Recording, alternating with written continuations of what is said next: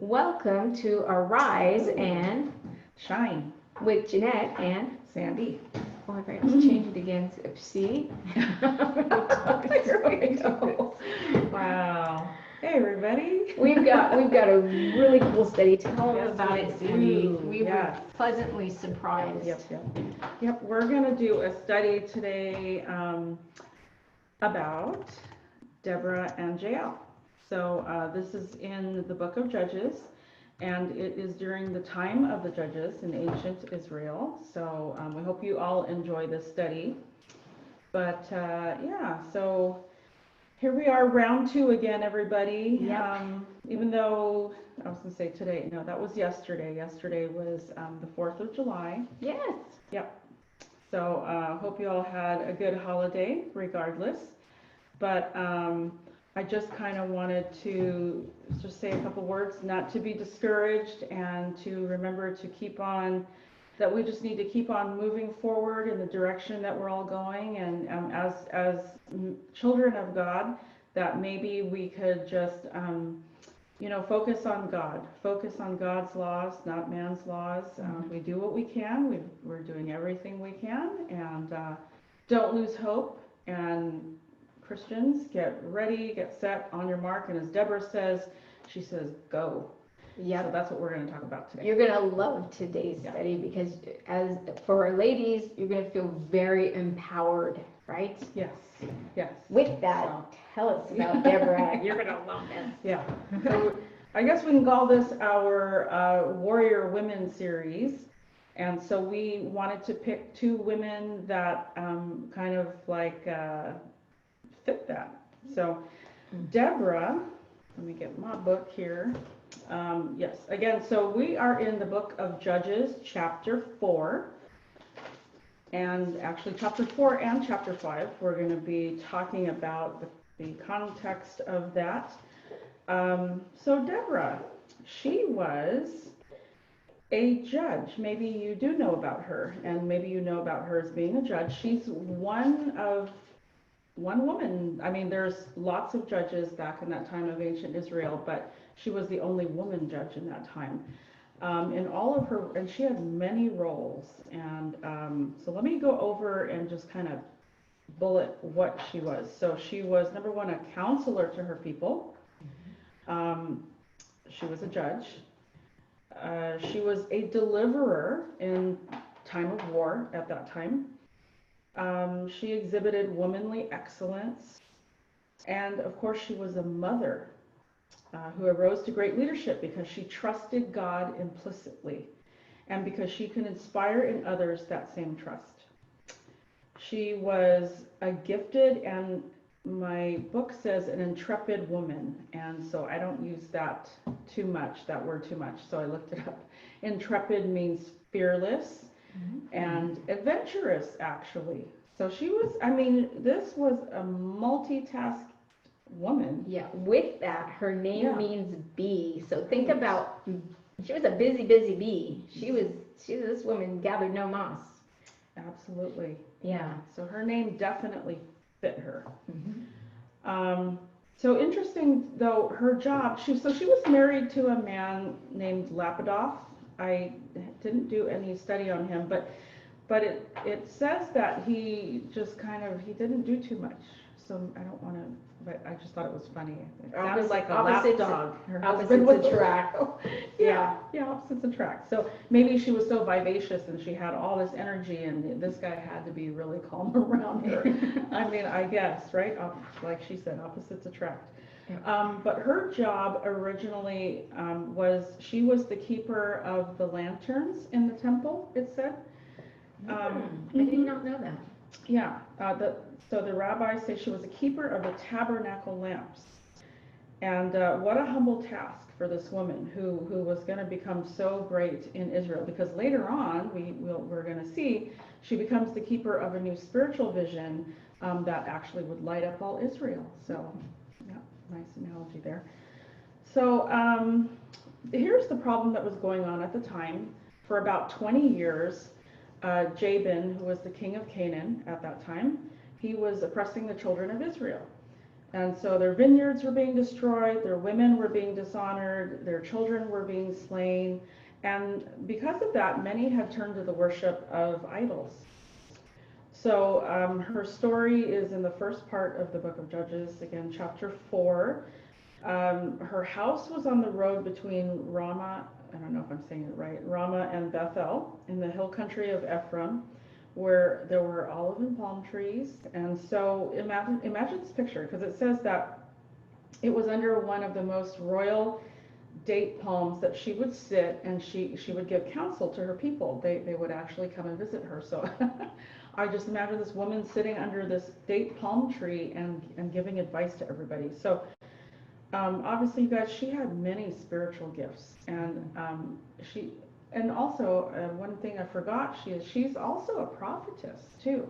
Oh yeah. So yeah, really important. So it's like I don't even know where to start, because anyway, yeah.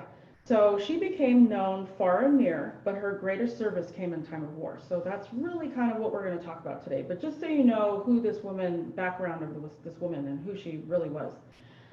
She led her people into war. Most of them, though, it says they stood by fearfully, and Jeanette and I were talking about the different, in the Bible, right?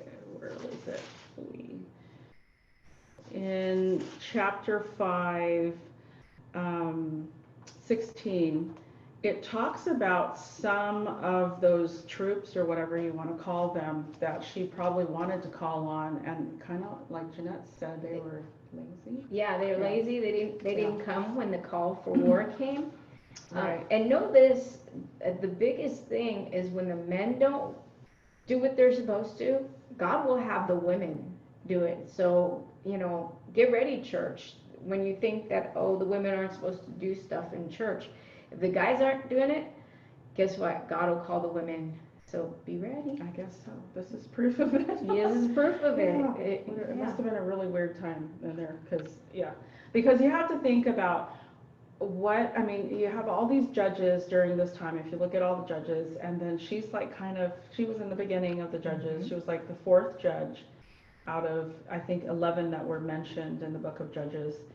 But yes, the people, the men must have become complacent. They must have been sleepy. They must have been sleeping at the job.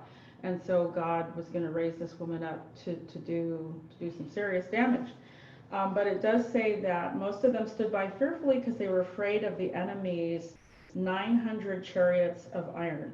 So the enemy was Jabin's commander, Sisera, who had these 900 chariots. He's a general. Of iron. He was a general. Yeah, he wasn't just a commander. He was a was general. the He's man. been around. Yeah, he's the guy who study wants. on all those generals and stuff.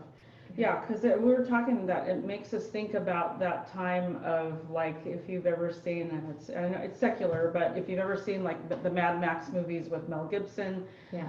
or if you've ever watched Xena, Warrior Princess. When I was young, I used to watch that.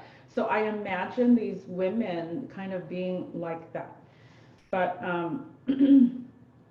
anyway, so during this time when the men were getting, I don't know, for lack of a better word, lazy, Deborah burned with indignation at the oppression of her people. So, and being this gifted woman as she was, she rose up to the challenge. So, it does say the men of Israel faltered in leadership. So she rose up and denounced this lack of leadership, and to affirm that deliverance from oppression was at hand. So that was the prophetess part of hers, because she was affirming, and then she'll go on to say later, we're going to get to that in a second here. But she had such zeal, and she was a patriot of her time. So which makes me think political. So she was a judge. So this woman was at the height of political power at this time, if we want to think of it in those terms.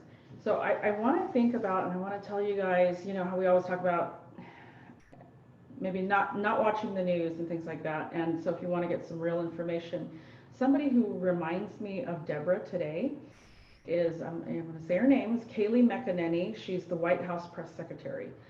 So probably in the last week, I've been tuning into her, because the news comes straight from the horse's mouth. She's close to the president.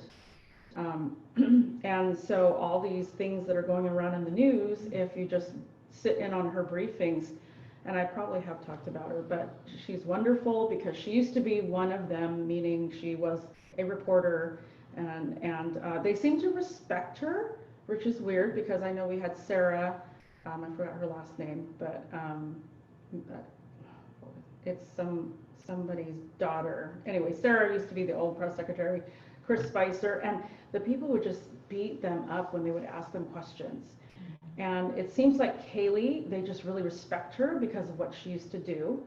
And then also Kaylee is really sharp. She has a gifted tongue, and she's able to do it with a smile on her face. And she just shuts them down, but nicely, you know. So they come at her and why did this happen? And she's able to do it so very politically, and I just really love her, and she makes me think about being a Deborah fan. I know Pastor and I have said that. So that's pretty awesome. So you think of this woman in a political, you know, leadership role at this time, but she's a mother also. So anyway, so she becomes like this says, you know, she burns with indignation for the oppression of her people. So what she does is she has the courage to summon one of Israel's most capable military men, and that would be Barak from his home in Kadesh.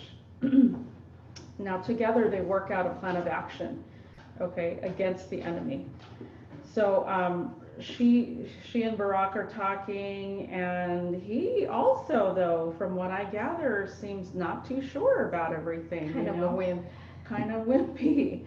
And so she has to also, you know, exhort and encourage him too, and she does that. She has the gift of exhortation, apparently. She made him feel that the spirit that could animate an army was greater than weapons or fortifications. And she made Barak realize that God, who had proved himself to be mightier than Pharaoh, was mightier than Jabin or Sisera. So this is where she says, "Go," spoke Deborah, to the faint-hearted Barak, "and draw toward Mount Tabor, and take with thee 10,000 men of the children of these two tribes, Naphtali, and of the children of Zebulun." That's in Judges 4:6. And she convinced him that the Lord would deliver Sisera and his chariots and multitudes into their hands. So this Barak guy, sensing her spiritual insight that she possessed, he actually asked her. So this is like an odd thing in the Bible. You know, he says, now what general or commander says this? But he says in Judges 4:8, "If thou will go with me, then I will go. But if thou will not go with me, then I will not go." Yeah, wimpy, wimpy, wimpy, right? Wimpy. Yeah. So, but it also demonstrates a general's great confidence in a woman, it says. Which is unheard of. Unheard of. Can you imagine? I mean, this is back in that time when women just weren't like, so she must have been something awesome to be able to muster this kind of stuff from all these men. So, and it says respect, yeah. So without hesitation, the stout-hearted Deborah declared triumphantly, "I will surely go with thee, notwithstanding the journey that thou takest shall not be for thine honor." She's telling him, "For the Lord shall sell Sisera into the hand of a woman." So now she's being a prophetess again. And she's specific. She says, "For the Lord shall sell Sisera into the hand of a woman." And then that's who Jeanette's going to talk about in a second here. But let's talk about that battle now. So let's talk about that pre-battle rally that usually happens, you know, if you've now, again, secular, but if you've seen Gladiator or any movie, or I want to say, what's that one, Braveheart, you know, you always get the rally. The speech before. Right? Yeah. Well, so they remember what they're fighting for. Exactly. Right? Before they tuck their tails between their legs and run the other way. But so it's not Barak that does it, apparently, because it doesn't say that. It says Deborah did it. So we were talking about Megiddo, because this happens there, where we know that a lot of kings fought, and we know that in the very end, that great battle is going to happen there too. So this is pretty epic. that it's happening at Megiddo also. But there's, this high place in Megiddo, this high mound that this all seems to maybe happen around. Yeah. Jeanette was saying there's places to hide. There's lots of nooks and crannies and strategic locations for you and your enemy, apparently. Well, actually, for the people who are on Megiddo, because it's or Megiddo, I'm not sure how to say the people underneath. Yeah, so I mean, if you look at like The Art of War by Sun Tzu, one of the things is you want the advantage of a good point of battle. So Megiddo or Megiddo is up kind of on a plateau, and then it's pretty smooth down, and there's only one road up. So guess what? Your enemy has to go up this road, and you can throw all sorts of stuff down to keep them from coming up. And not only that, once they're on the plateau, that there's plenty of little crevices and caves and things where you can hide and come out and attack your enemy. So that's what you want. You want the advantage of the best place to fight. Yeah. And God knows that. So Yeah. and chooses that. And they were, 900 chariots is pretty impressive. And they were iron chariots. So they were like, they were metal. So it's like spears that go boink, boink, and come off of them. It's like facing tanks, facing tanks with spears and pitchforks, right? Because these guys are probably, farmers, whatever kind of thing they had to use to fight, going against, tanks of that time. Yes. So, yeah. Okay, so yes, so now we've got this picture of this big mound, and so it says here that Deborah, Deborah looking out from a lofty rock. So now you can imagine her talking to her people out from, so they must have had the higher ground for sure. Exclaimed to Barak, and she says, "Up, for this is the day in which the Lord hath delivered Sisera into thine hand. Is not the Lord gone out before thee?" So that was the rally cry right there. Hasn't the Lord gone out? The Lord's here, and he's gone out before you. Like, you don't have to worry about anything. Yep. In Judges 4:14. So, and so I'm coming to a close here on Deborah, but we learn directly from the song now that happens in chapter 5, the victory song, that what happened, God allowed, so there's an ancient torrent, I guess, from Kishon. It says here that ancient torrent. So basically there was sleet and hail that started because the storm was behind them, but the storm was in front of the enemy. So sleet and hail got into the enemy's eyes and everything, and so it stumbled the slingers, it says, and the archers, so that they couldn't see what they were slinging at. The mud, the torrent, so a torrent doesn't say just rain anymore, it says a torrent. So now we're thinking of, like, I don't know, pounds of water. A lot of water in a really quick time. A muddy, it made mud basically, and it says that try to move a chariot. Right, the chariot's wheels or whatever got stuck in that mud. So Sisera abandoned his chariot during this time, ran for his life in the blinding rain, and of course he ran straight into the tent of Jael, which Jeanette's going to talk about now. But so it's very interesting. So here she led her people into war, and I just don't know where all the men were at this time, but it's pretty cool and fascinating for us as women that we have this example that we can do this if we needed to do it. Right. Hope to God none of us have to do it, but we can. Anyway, exactly. So now we got Sisera. So now Sisera, the general, runs away from the battle, and he ends up coming to this camp of a Kenites, and the Kenites were the in-laws of Moses.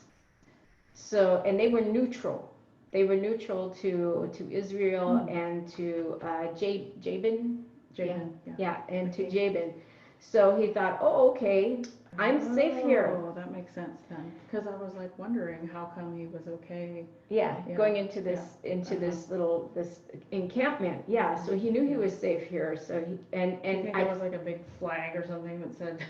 yeah, I think it was just that, Yeah. it was an encampment, and he Mhm. recognized them as Kenites, and he Okay. knew that their country was it'd be like, I'm going to Canada. You don't Yeah. expect Canada to, Right, yeah. take you out, right? Sorry, Canada. Anyway, so I'm going to go with Jael's. I'm going to start with her name. Her name means a wild goat, or a wild or a mountain goat. So, not the best name ever, but it does have the L in it, meaning it's for God. Okay. Yeah. Okay. So the cool thing is, okay, so her tribe is neutral. The cool thing is she's decisive, she's courageous, and she uses her opportunity. Yeah. All right, so just think It about almost that. comes off sneaky, right? Yeah, and you said it. You called. She called. Yeah, Sandy called her the ultimate spy. The ultimate spy. She So was. yeah, She was. Yeah. being the in-laws of Moses, she had knowledge of Israel and that they were a blessed tribe. So I think this is where she takes this. Um, so when Sisera comes by, uh, let's see, I wrote these in an order, but they're kind of out of order in how I want to say them too. Oh yeah, let me explain a little bit about her.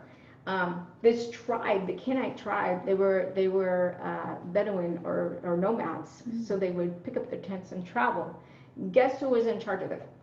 The ladies, not the guys. The ladies. They packed the tents, they unpacked the tents, they took care of the kids, they killed the food, they cooked the food, they did everything. She was no wimp. She was no wimp. She could put up a tent by herself, I bet. So it's more than fruits and nuts for this tribe. Yeah, this tribe, yeah, Sure, they had went, meat yeah, because of jail. and then probably the kids and stuff took care, or they had helpers to the herds and things, but they were in charge of the encampment. Uh, so she's physically strong, uh, and think about it.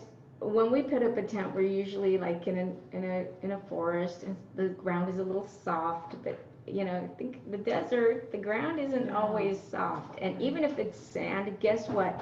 You can't use a little teeny tiny tent peg. You need a big one to get into sand. If you're in sand, you need strength if you're going into hard ground.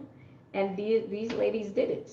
They ran the camp, and she's a special lady, and you're gonna find out. So physically, she's Zena, right? Yes.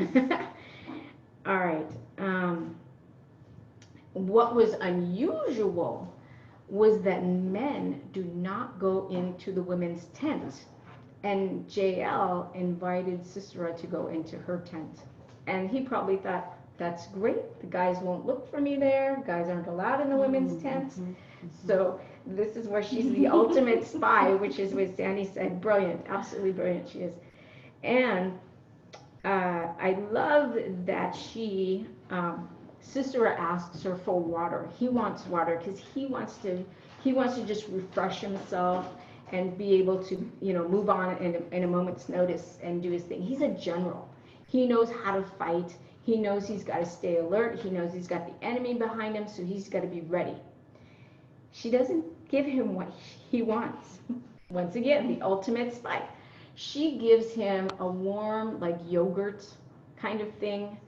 And you guys know that when you want to sleep, you take the warm milk, or that kind of calms the system and makes you sleepy, heavy-eyed. And so she gives him this warm yogurt, Gives him a little something, something. yeah, and Sandy was saying she put it in a beautiful cup, so she's very honoring. Here, Sisera, have this.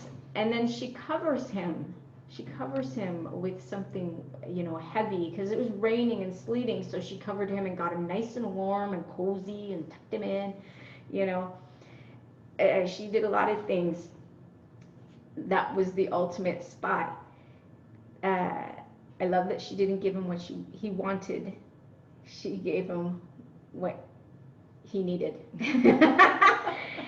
And I think this is a big thing of confirmation that God uses women in his service, even to kill an enemy, even to slay an enemy, my ladies. All right. So when you're like, oh, I just can't, yeah, you can. Once again, the things are opportunity, and she's courageous and decisive. And when God gives you something and says, go for it, you do it, right? Okay, so. Talk about divine providence. That was providence that he was right there at that time. All right, so she puts him to sleep. Then she takes a tent peg. And so this tent peg's at least from here to here. Talk about a tent peg. How big is this tent peg? Yeah, at least from here to here, because she puts it through his temple, and she says it goes into the ground. Could be bigger, because remember, if it's sand, you're not going to have a little tiny tent peg. You're going to have a bigger one, right? Because you got to dive it deep. Okay. So she takes this tent peg and she puts it through his temple, and we know this because Deborah, which is the cool thing, the queen bee honors her. Think about the queen bees we've talked before. They want all the power. Mm-hmm. Deborah gives it to Jael. Mm-hmm. She prophesied it to Jael. She didn't say Barak. Yeah. She said Jael is going to take this guy out, and blessed among women, who's the only other person really who got that one? Right. Mary. She's blessed among women because she's doing God's will, right? Oh, this is such good stuff, right? The Bible says in 5:24, most blessed among women is Jael, the wife of Heber the Kenite. Yep. Pretty cool. Oh, among women in tents. It says, blessed is she among women in tents after that. Yeah. So my traveling ladies, my gypsies and stuff, you're awesome. You can be awesome too. Yeah, don't worry about it. Okay. So this kind of, to take you into a more spiritual side and how do you apply it today, this kind of illustrates an overcoming of sin, of taking that nail and pinning that sin to the cross, because that's what Jesus died for, right? Taking your sin away. You kill the old man. That's not part of you anymore, and you have to do it over and over. You can't let the come out of you. You got to take care of it, and you keep praying about it, and you put on your helmet of salvation, and you put on your armor of God, and take care of business. And that's what this kind of illustrates. And what's your nail? It's the Word of God. And that's what we're doing here with you right now. We're sharing the Word of God, maybe opening your eyes to stuff that you maybe not even thought about. Yeah. Maybe you heard of Deborah, one of the judges, and you heard Jael took out Sisera, this commander. But you need to know how brutal it was. You need to know this hand-to-hand combat is tough. And your hand-to-hand combat with the devil and demons and the other side, powers and principalities, is not going to be easy. It's going to be tough. It's going to be ugly. It's going to be messy. And you're going to have to keep on it, right? So in Deborah's song of Jael, what it does is it tells exactly what happened. So it's two things could have happened. The tent peg through and Sisera convulses, or keep in mind he's a general. He commanded an iron chariot. This guy was strong. He was brutal strong, and a general of a lot of people.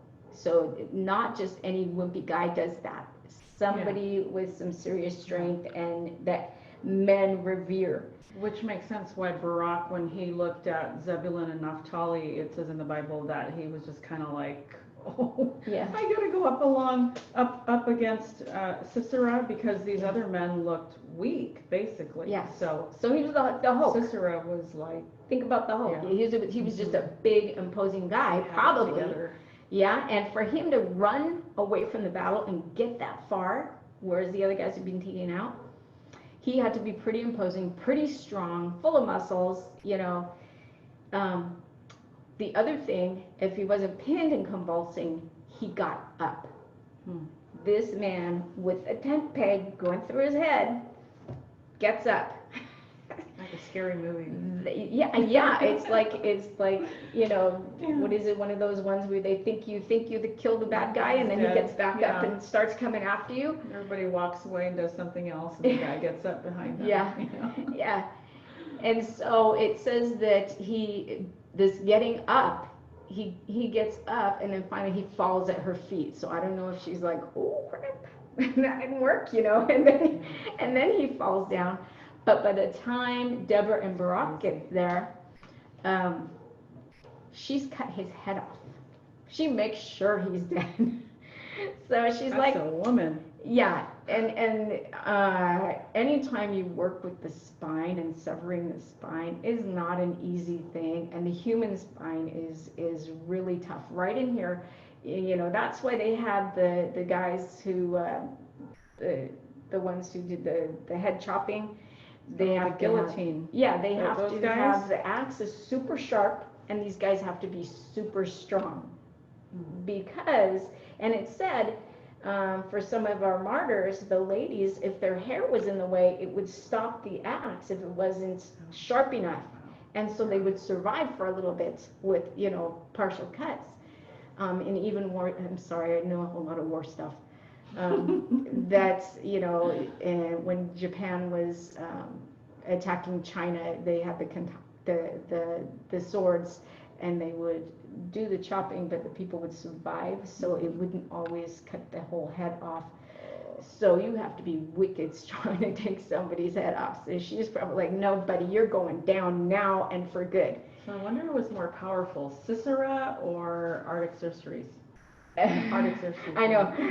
Verses. We'll have to talk but about that sometime. Yes, not today. They've got to be pretty imposing as leaders, and they have to be worthy of, in battle. Yeah. So that's a good question. But we digress. So anyway, when Barak comes around, Sisera is a big old mess.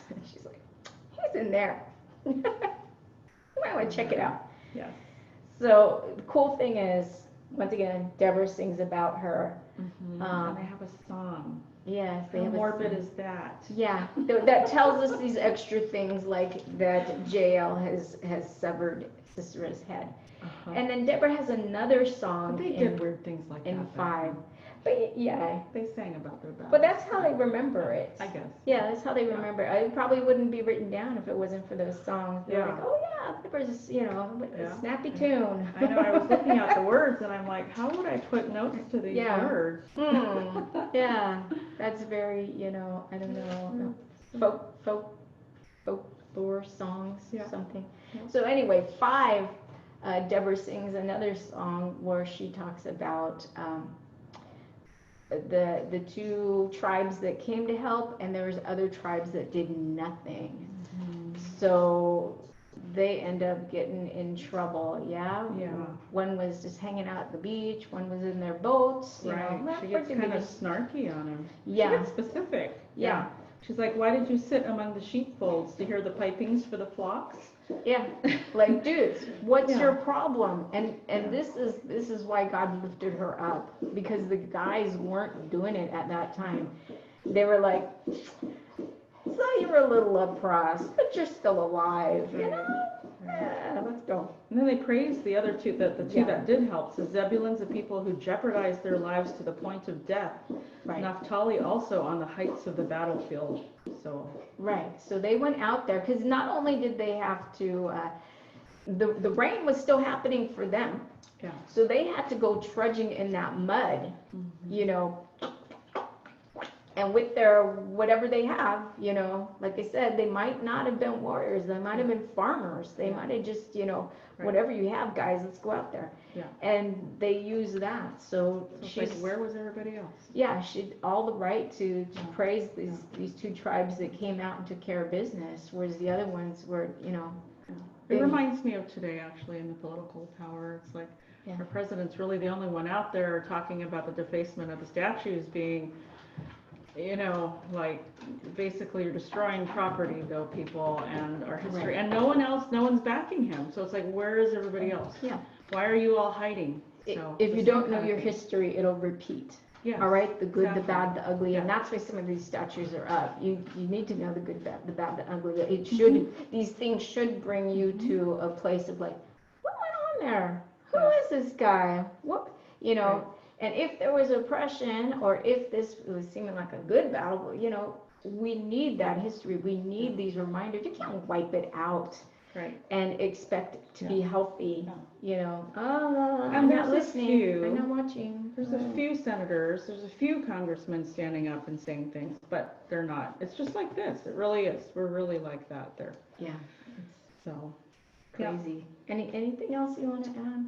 It No. was crazy awesome. Yeah, crazy. The warrior women, and I The think warrior it's so women. nice that they're both together. Warrior princesses, yeah. Yeah, and they're good to each other. That they compliment.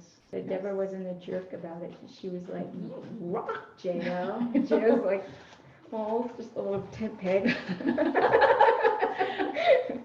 Here's his head. Yeah.